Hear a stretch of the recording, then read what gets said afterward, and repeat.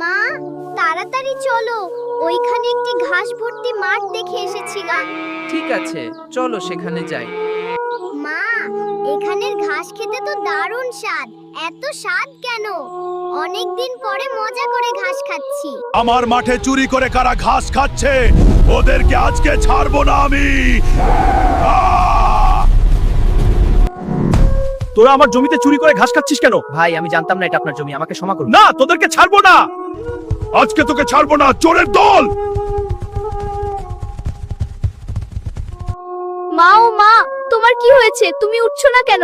তুমি উঠো, প্লিজ উঠো মা। শয়তান লালু আমার মাকে মেরে ফেলেছে। এখন আমি কোথায় যাব? কি হয়েছে তোমার? তুমি কাঁদছো কেন? আর তোমার মা কোথায়?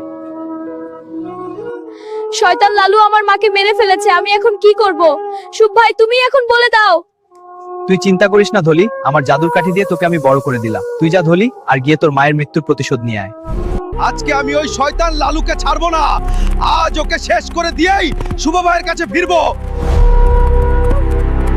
বন্ধুরা, এরপরে কি হলো এটা দেখতে হলে লাইক সাবস্ক্রাইব করে কমেন্টে লিখো পার্ট 2।